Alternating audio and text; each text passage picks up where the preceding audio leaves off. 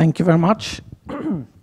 And thank you for inviting me. Excuse me.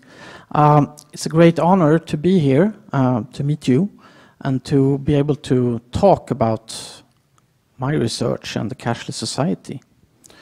I think money is, I will argue that money is the greatest innovation in the history of humanity.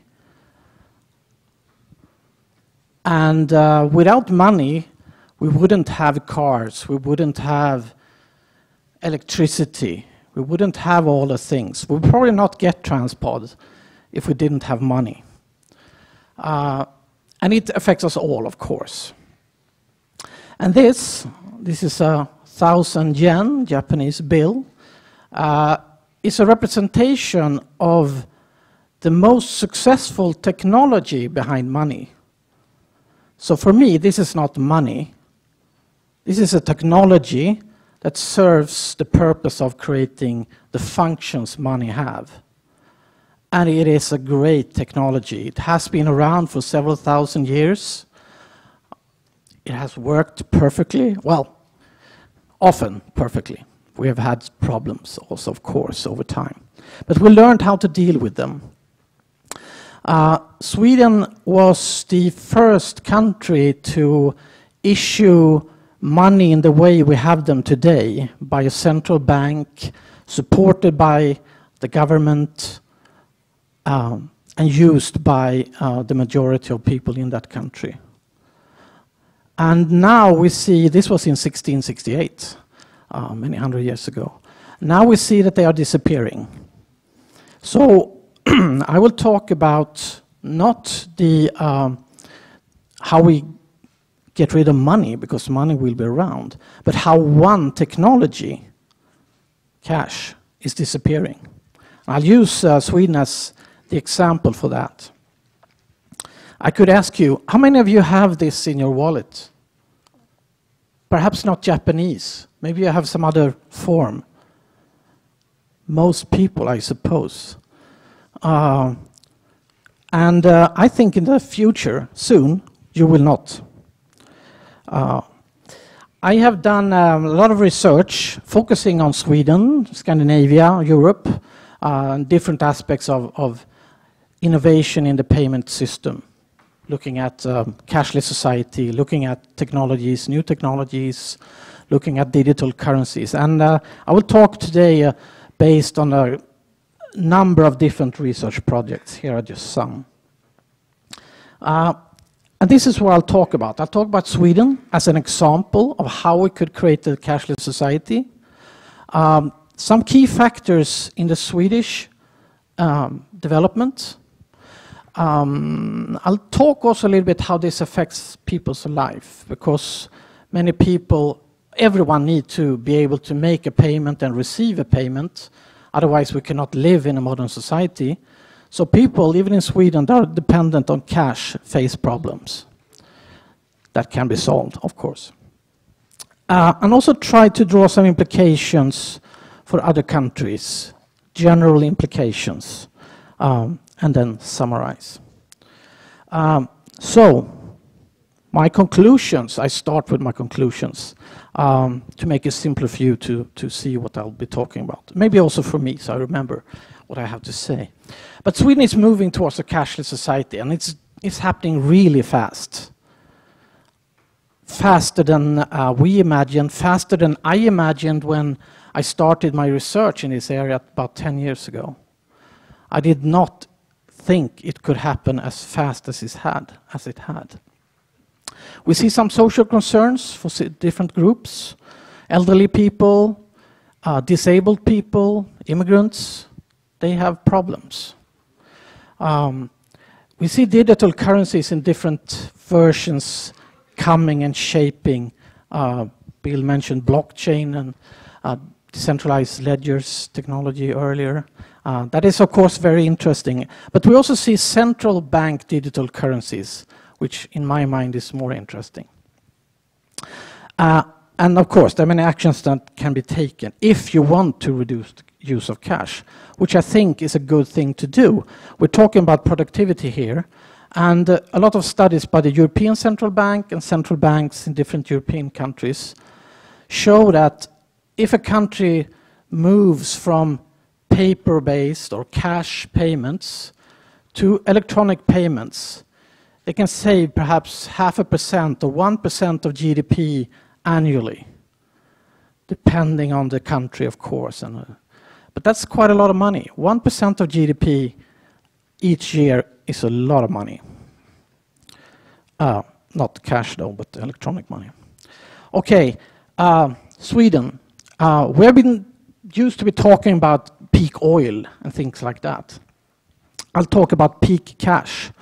On December 21, 2007, cash peaked in Sweden. This was the weekend just before Christmas. We celebrate Christmas on December 24th. Before that, of course, we have to buy presents to our kids and to our friends and parents and so on, which is very fun. And also the companies that pay our wages and salaries, of course, are helpful. So they pay out the wages and salaries just in time so we can buy the presents. And December 21 was the weekend, or the day before the Christmas weekend. Wages and salaries had been paid out. People were having cash at that time to go and buy presents. Some of them used cards too. And this was the moment when cash peaked in Sweden. Then we see the development is pretty fast decline. If you take a more historic view, the blue line here is another version of the previous one. And it shows the use of cash in Sweden from 1950 until last year. And the red line is the value of cash in circulation, M0, if you're an economist, relation to GDP. And it's shown on the right-hand axis. This is a complex diagram, perhaps. Now we see at the end, the red line is a little bit below 2%. So actually, it's a bit lower now. It's about 1%. So the value of cash in circulation in Sweden in relation to GDP is about 1%. The blue line is the nominal value of cash in circulation. And it peaked 2007, around 100 billion Swedish crowns. Now it's down to about 55 billion Swedish crowns. And how did this happen? Well, we can always think about things that happen today, and we want to do that. We tend to do that. We tend to be often too biased towards thinking about now and what's happening now. And we tend to think about development as being very quick. And of course it is. But everything has a history. And the development of the Swedish cashless society started in the 1960s. This is where when unions, companies and banks cooperated to make sure that wages and salaries were paid directly into bank accounts instead of in cash. This laid the foundation. The electronic bank account is the foundation of a cashless society, in my mind. This was a good thing for many. Then in the 1990s, the system for card payments was created, or really, I should say not created, but it had been created many years before that in the US. But it came to Sweden in the 80s. It was really set up in the 90s, and consumers started to use it. And that meant that some cash transactions were replaced by card payments. And also the banks started to initiate fees on checks. So checks were phased out. Basically, there are no checks at all used in Sweden today. After 2000, around 2005, we had quite a lot of spectacular robberies in Sweden.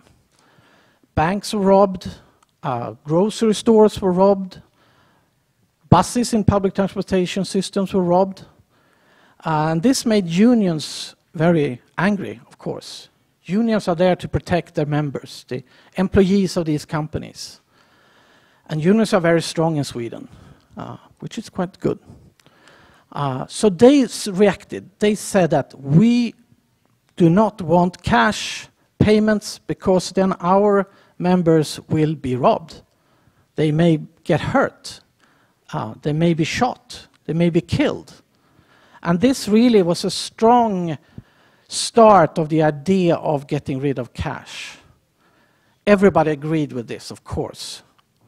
There were some spectacular robberies. One is the helicopter robbery of a cash depot in the southern part of Stockholm, which became everybody had an opinion about it. And it became very well known. They're actually going to make a movie in Hollywood now about that. I'm looking forward to it. There were tax incentives. So some cash payments were, of course, used in the black sector or the gray sector. So what the government wanted to get rid of this to avoid tax evasion. So they said that if you buy household services, cleaning or construction, maintenance of your house, those payments, if they are reported properly, you get a tax refund from the state. And that got rid of a lot of the sort of gray payments, made a big difference. There was also new laws, cash register laws, forcing merchants to connect their cash register systems directly, or make the data, I should say, available to tax authorities. So in the restaurant industries, for instance, they tended to forget to pay some taxes, but these laws made that much more difficult. There was another thing. One of the cash-in-transit service companies, Panaxia, who was supposed to collect money from, let's say, a grocery store, take that money, guard it, and deposit it to the bank. They actually committed some crimes. They did not go directly to the bank, but they borrowed this money for some time and then gave it to the bank, which was a criminal act. They were committed to prison. But this meant that a lot of the merchants started to lose trust in the cash system. If one of the main actors did not act according to laws and regulations, how could they trust the system?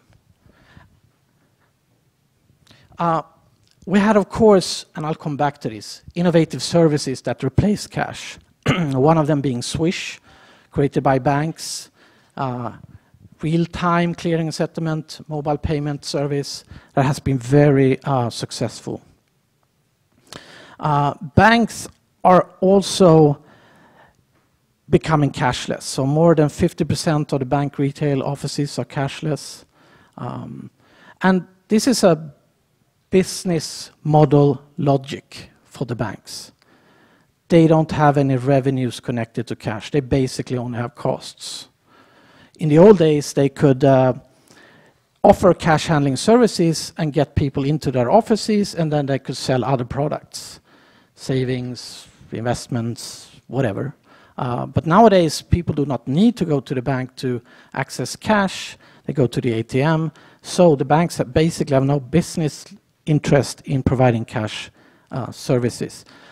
And the laws and the banking license is also quite generous, actually. So the banking license do not force bank to do this, at least not in a big scale.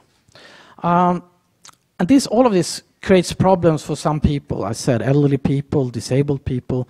So it's starting to become a political concern. We also see that there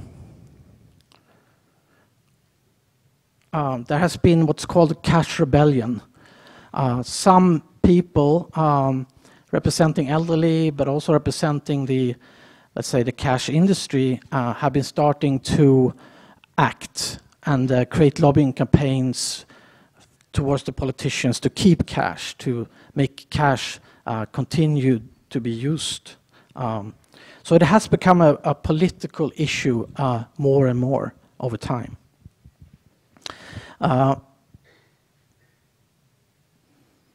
And we also had in 2008, 2008, the Central Bank of Sweden, the Riksbank, decided that they would launch new bills and coins, which made sense. You need to do that. It was 30 years before they did it the last time, and it was about time. And the main reason was to upgrade the security details in the bills to avoid forgery.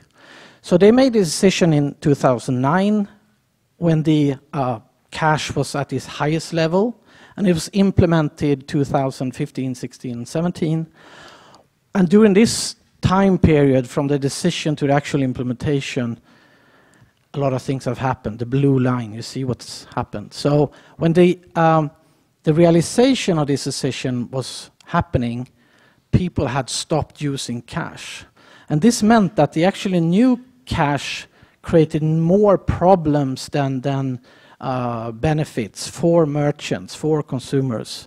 So that also made a lot of merchants and consumers think that, well, maybe instead of a merchant had to invest in new cash register machines to be adapted to the new sizes of the bills and coins and so on, some merchants started to think maybe we should stop accepting cash. So this also led to a change in the idea of cash in Sweden. As I said, now cash is about 1% of GDP, and it has become a very marginal payment service. It still matters, it's important, especially for some groups, but it's not really for the economy as a whole. And many people, including myself, live basically without cash.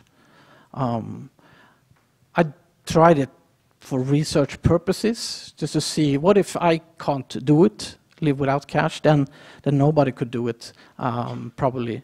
Because I live in the middle of Stockholm, where you don't really need cash, and it was no problem. It's possible.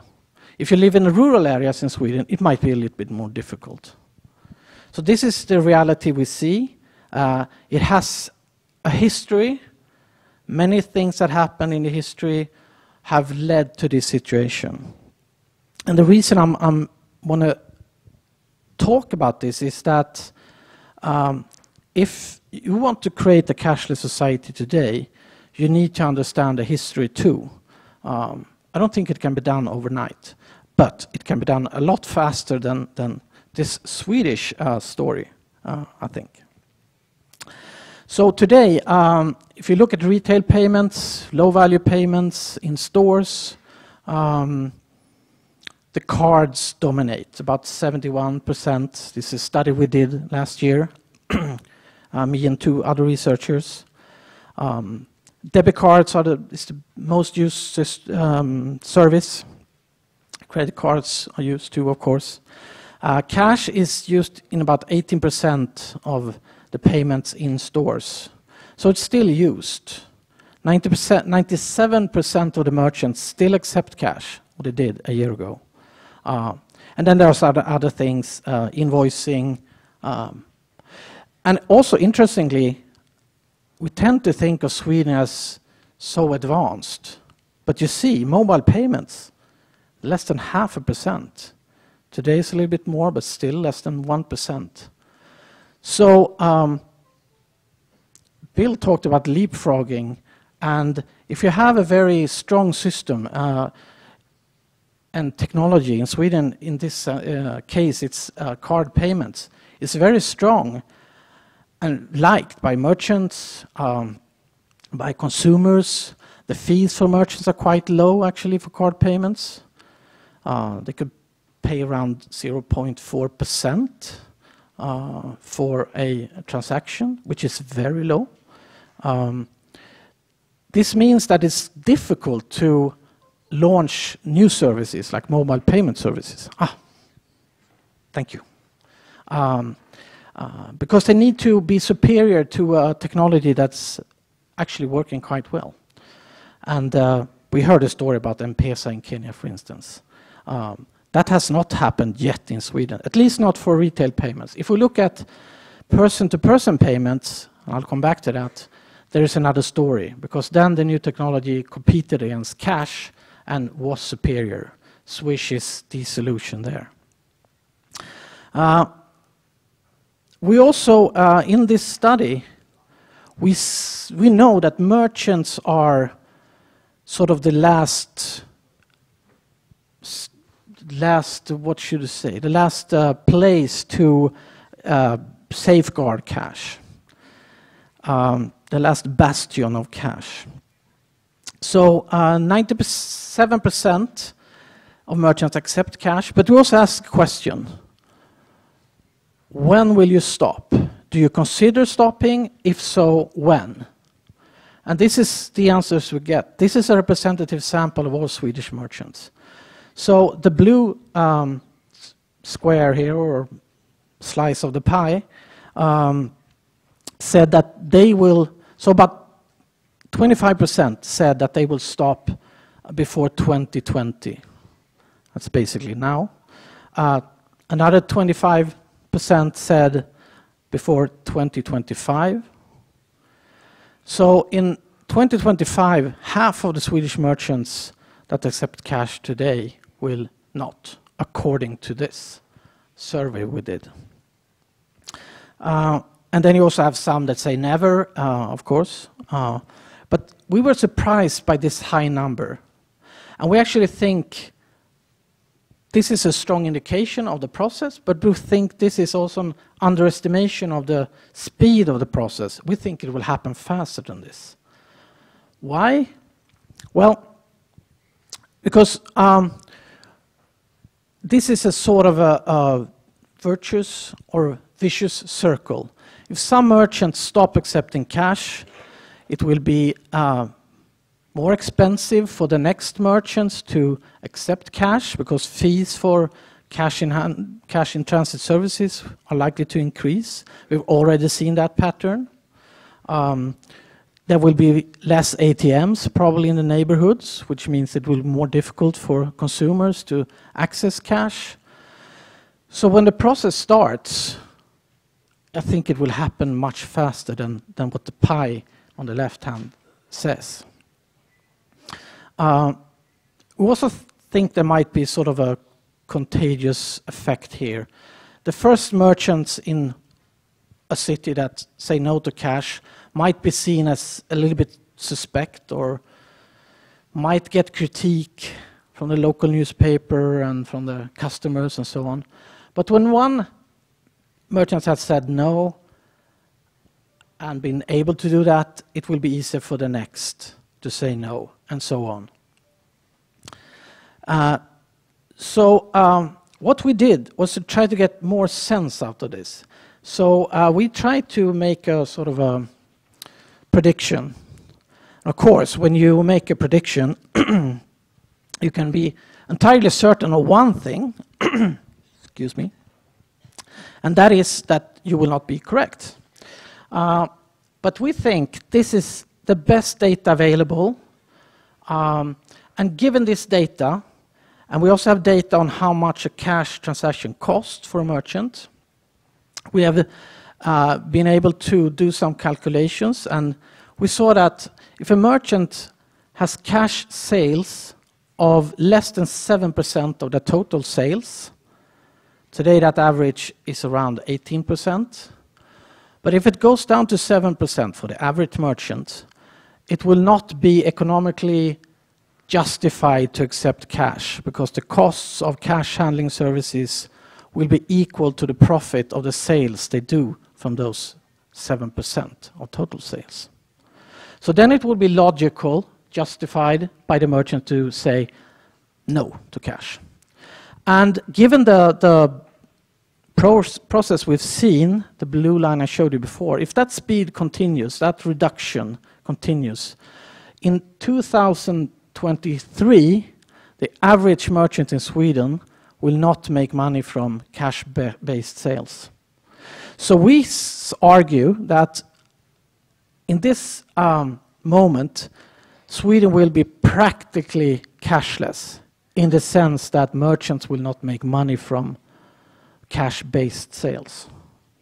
We actually argue that it's the March 24, 2023. And that was a good way to get some attention, of course, and also get a discussion. And many will see if we are correct or not. I'm not saying that cash will not exist in Sweden, because that's another story. That's a decision by the central bank and the central bank law. That is actually under review right now, so we'll see what happens. But cash will not have a practical consequence, a practical influence on the society in just a couple of years. Why does this happen? Well, there's a lot of factors. One thing is the Swedish government. When I go out and talk, many say that, how is this possible? How can the Swedish government do this? How can they get rid of cash? What are they doing? And I try to say that, well, they are not doing it. It's not the Swedish government that is behind this development. They have done some important things, of course, including, and now I mean the government and the central bank. They've done a lot of very important things leading up to this, but it's not a political target to get rid of cash.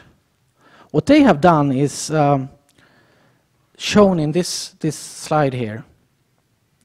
The governmental objective and the central bank objective is that everybody should have access to basic payment services, including cash. But the responsibility, the practical responsibility, is primarily with banks, cash and transit service companies, that their responsibility to provide cash. The central bank has the responsibility to provide cash in the sense of actually printing cash, redeeming cash, destroying worn out cash, and so on. But the demand for cash is what decides the value of cash in circulation. There are also some other governmental agencies, like regional agencies, county administration boards, that control this, do studies on what's happening with cash, and also the Post and Telecommunication Board that actually has responsibility to make sure that everybody has access to basic payment services. But the state of Sweden is only responsible if the market does not provide these services. So it's a very clear system. It's supposed to be the market, banks, that provide these services, not the state. And this has led to a demand-driven system. They have also done certain things. Again, they have done things that enable this transition. They have outsourced printing of cash to actually an American company called Crane Currency.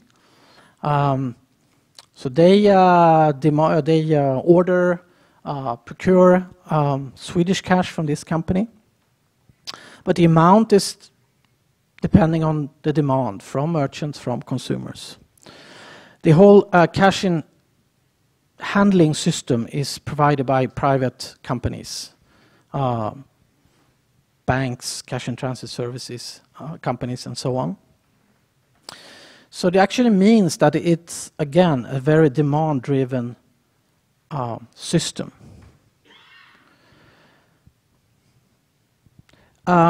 Another thing is merchants. Can they say no to cash? And I think this is actually a situation that makes Sweden very different from neighboring countries like Denmark, Norway, which are quite similar in many sense.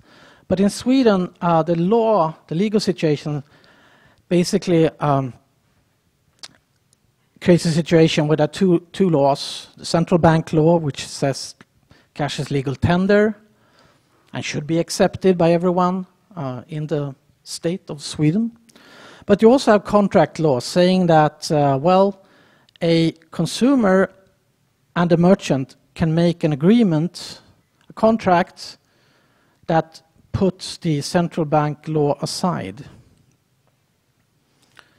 So if a store has a sign saying that we do not accept cash, And you as a consumer enter and want to buy a nice shirt, or I don't know, a smartphone, or some food.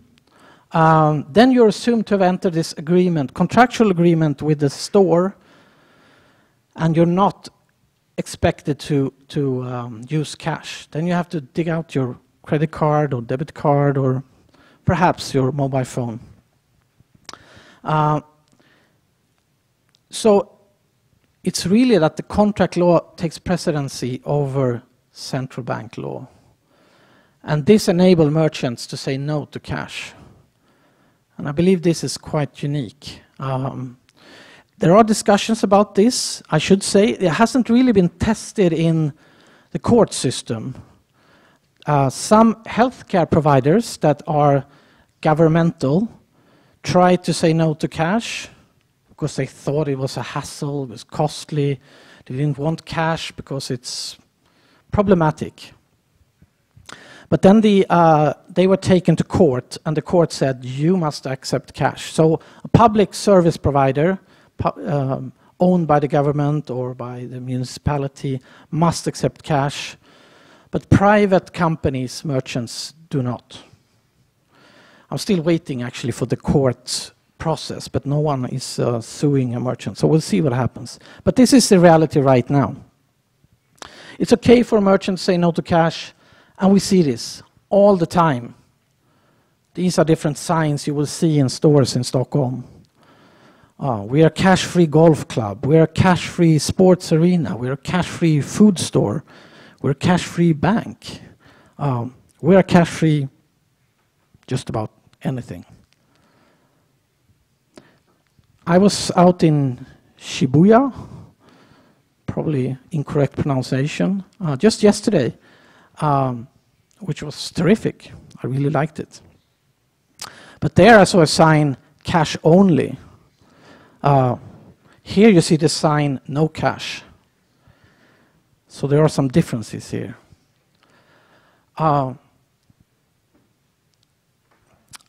Swish, I talked about Swish. It's a mobile payment service launched 12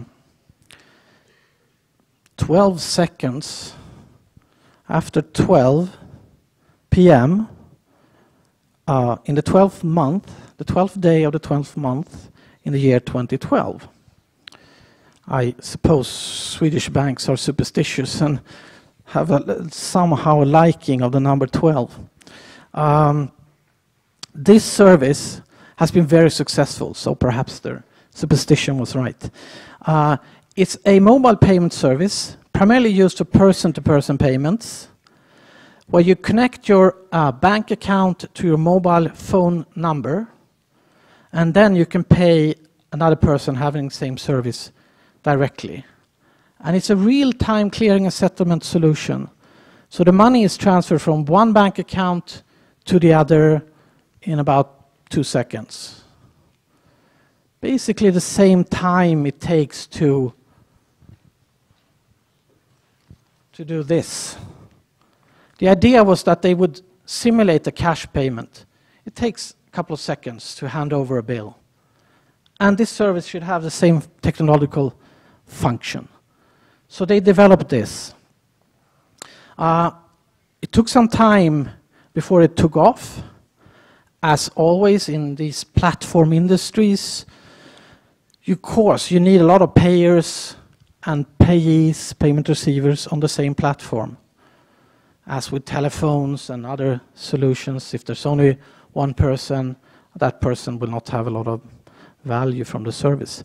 So it took some time, but then, as we see, it grew quite quickly. You can look at these. It's fascinating if you look at Facebook, for instance. It has a similar, but even, of course, more dramatic development. And the purple part here is person-to-person payments. Another person paying a person for perhaps sharing the bill at the lunch restaurants, or maybe giving cash to his or her son or daughter. If you're 13, you can have this service if both parents agree. So instead of I used to do this. Before my kids came to that age, the tradition in Sweden is that you give a weekly allowance. And of course you had to bargain with your kids so they don't get too much. It's always a nice, challenging process. They always want a little bit more. But we tended to forget to do that when it was cash, because we didn't use cash. So our kids were a bit angry with us. They'd never got their weekly allowance. But then they got Swish. So now it's easy.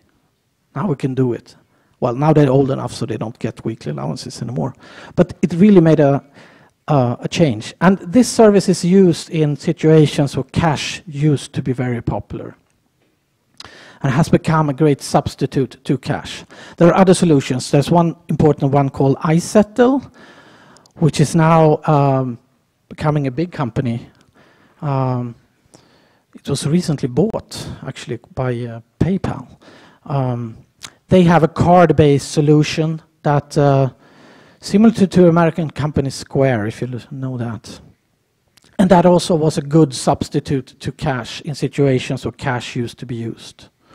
Buying a cup of coffee in the sports arena or something like that. So, of course, technological innovations matter.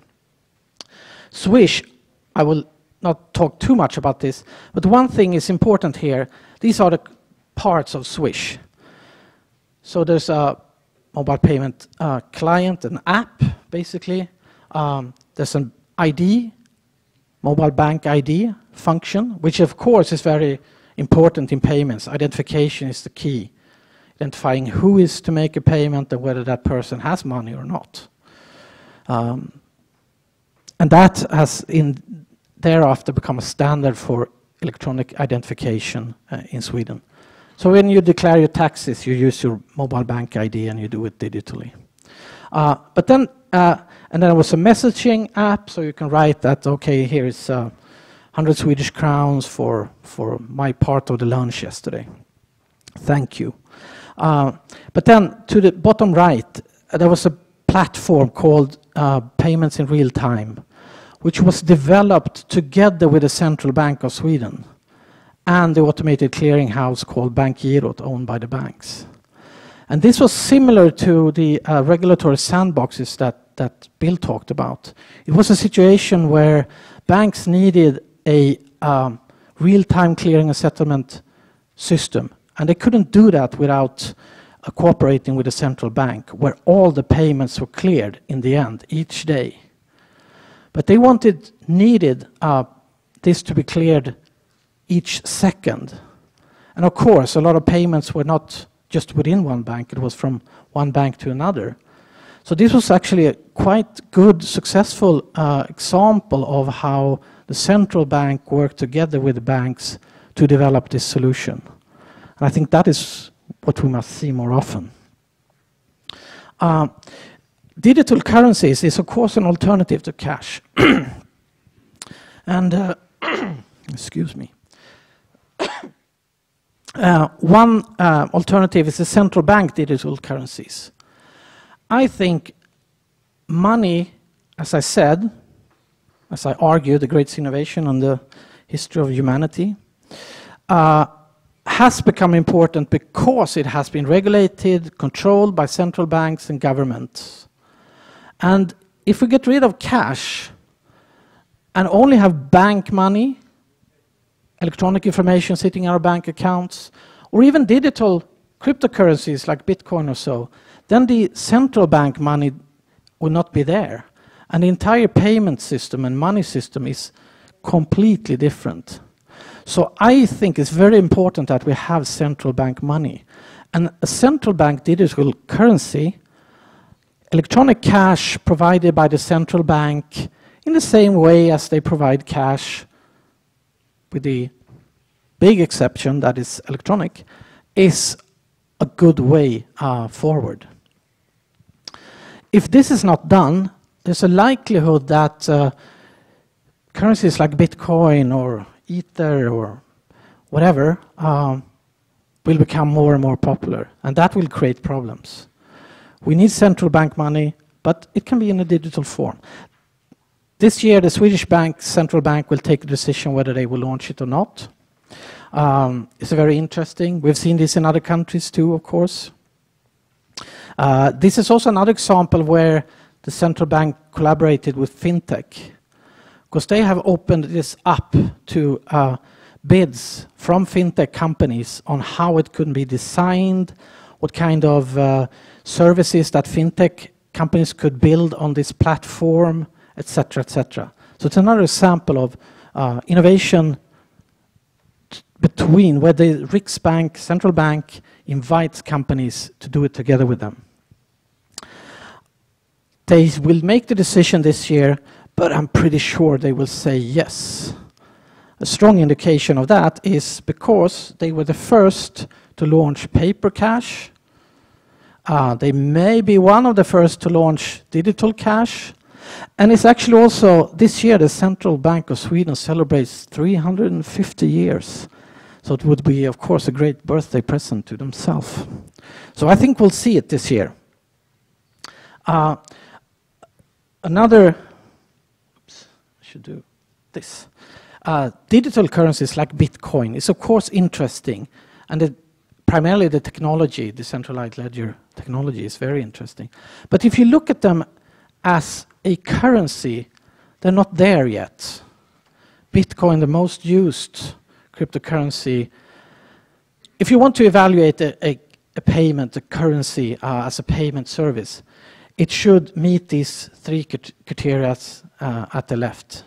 It should be an accepted mean for economic transaction, a medium of exchange. It should be a unit of account. Many prices should be set in that to comparing value in trade and so on. And it should have a store of value. It should be stable over time. So with this, you know that 1,000 yen today will give you about something that is worth 1,000 yen tomorrow too, and next week. And in all of these categories, Bitcoin is not there. And so today, Bitcoin is not a currency in my mind, not a payment service. It's a financial instrument that you can invest in, a security, which of course has one criteria that is good if you want to invest is that it has a lot of changes, high volatility, which is good if you can time it correctly, not that good if you cannot time it correctly. So it's a financial instrument, not yet a payment service. So trying to get into some summaries. What has been important? Well, bank accounts. I should probably not say bank accounts because we are used to seeing bank accounts, electronic accounts provided by banks. With new legislation, talk a little bit about that later, it doesn't have to be a traditional bank. But I will argue, I will say, for the time being, bank accounts. Wages and salaries paid directly into bank accounts. No cash-based wages and salaries. A well-functioning system for, in Sweden, card payments was a key. This was a well-designed payment service, including the technological solutions, but also the business model behind that. In a digital platform industry, you need a business model that attracts many parties on both sides of the transaction, and card payments has done that. I'm not saying that the card payment system is perfect. It has challenges too, but it has worked quite well. Laws on bank secrecy, private information has been critical. We also heard talk about GDPR, the General Data Protection Regulation in the European Union that is coming now to protect people's information on the internet. Similar laws were in place in Sweden long before the payment revolution happened. So if a system is to have trust, you must make sure that the consumers, the users, feel that trust, and rules on bank secrecy and how to handle private information is really important. The outsourcing of services meant that it's really a demand-driven system. And that based on the idea that demand, of course, is in favor of other services than cash, will lead to reduction of cash. And the demand part is, of course, important. In Sweden, we have a tradition of being engineer-oriented, technology-interested, and so on. So people like these new services. That's part of the development. Unions would have strong lobbied against cash from a sort of employee perspective, getting rid of robbers and protect their employees.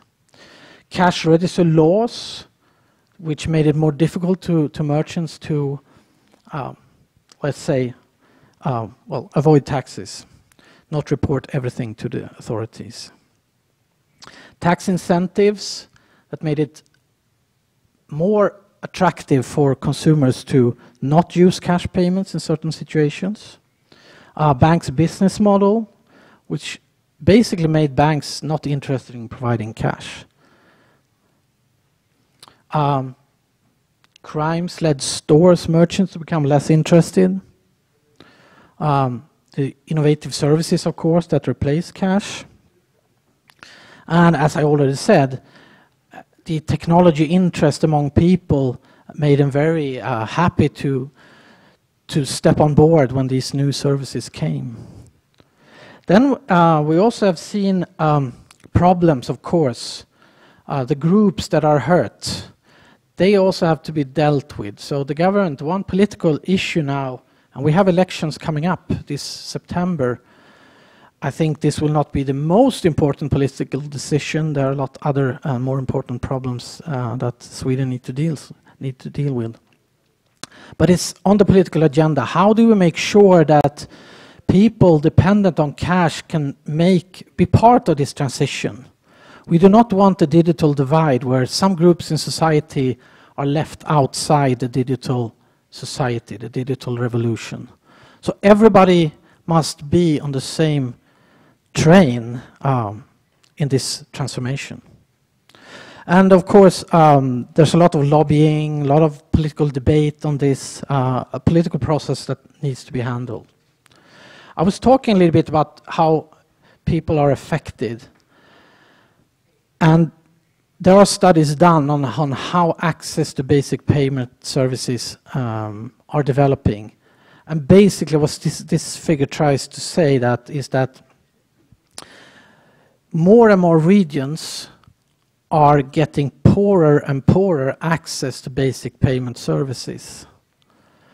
And fewer regions actually improve their access to basic payment services. So in Stockholm, there's no problem. In the rural areas of Sweden, Sweden is geographically quite a large country, given the small population, we're only 10 million people.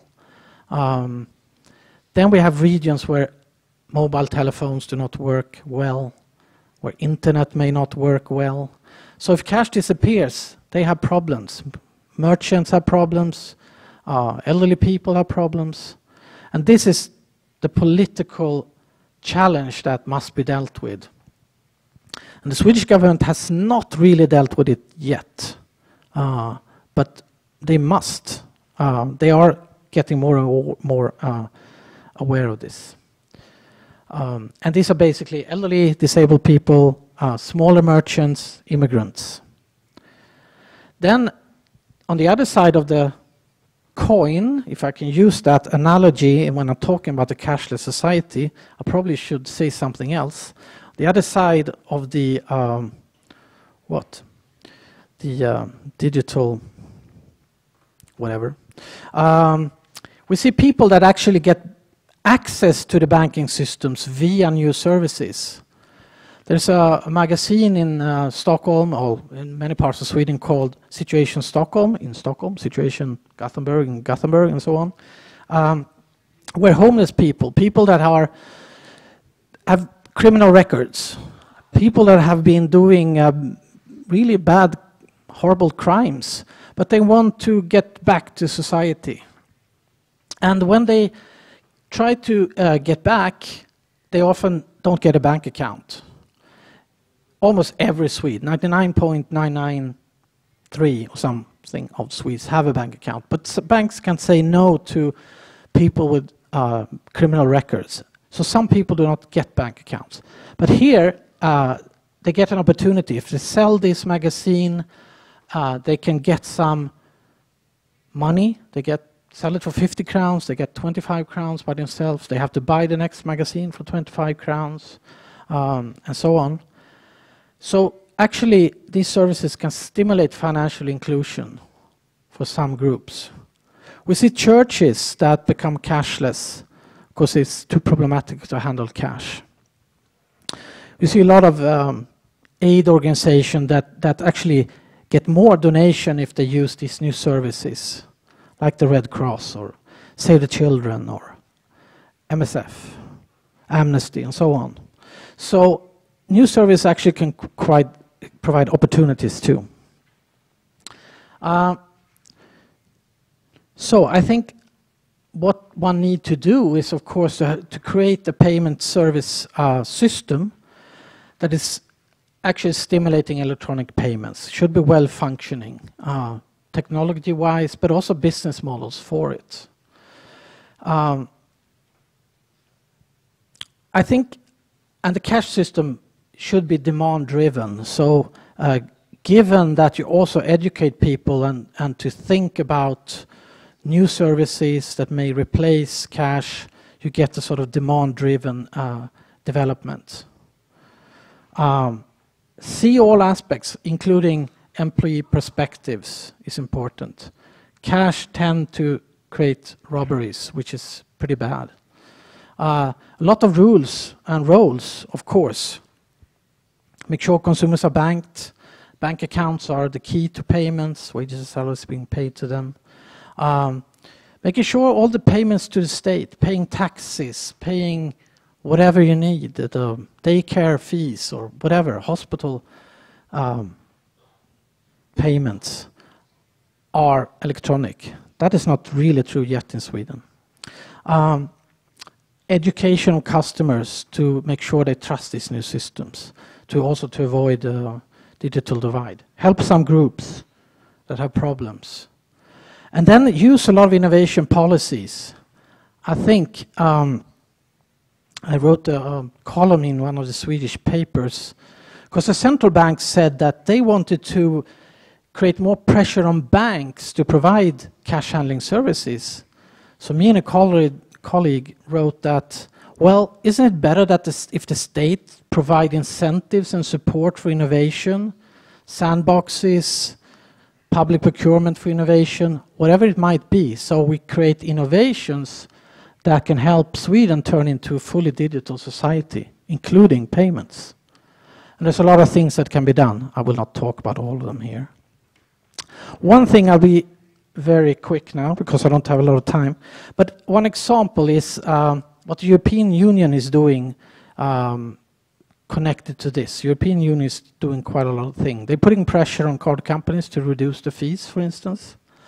But they're also opening up the system for payments. So this Payment Service Directive 2, you can look it up afterwards here, aims to stimulate innovation and thereby new services that can compete and replace cash. So if we see payments in the traditional way, we have a basic system in the bottom, often provided by central bank and automated clearing houses. And then you have bank accounts, which is sort of the backbone. And then you have different technologies. Cash is one technology. Card payments is one technology. Mobile payments based on cards another. Or mobile payments based directly on bank accounts. In Sweden, the card payment is the dominant design. And here the banks are central. What the Payment Service Directive wants to do is to create new actors, payment service providers that can provide, or account information service providers that can connect to bank accounts and thereby actually making it more difficult for banks to keep their monopoly when it comes to payment services. So it's a completely new landscape. If this was the old landscape, the bank account and all these services were provided by banks, we may see a different landscape, maybe the same kind of services, but more innovation and a higher likelihood of innovative services that can replace cash, provided by other actors than banks. Regulated, but lighter regulation. I think this is a good way to go forward. Okay, you've already seen my summary, but Sweden is moving very fast towards a cashless society in practice. It peaked over 10 years ago, and we may be practically cashless in just a couple of years. There are many social concerns, and they need to be handled, of course, not neglected. Digital currencies are very interesting. I think the central bank digital currencies are the most interesting. And, of course, many actions can be done by central bank, by the state, by private actors, banks, fintech companies, merchants, and so on. And education is a critical part of it. When we moved from an agricultural society to an industrial society, we had a lot of big educational projects to teach people how to live in the industrial society a couple of 100 years ago. Now I think we need to do the same. We need to teach people how to live in a digital society. And that does not only include payments, of course.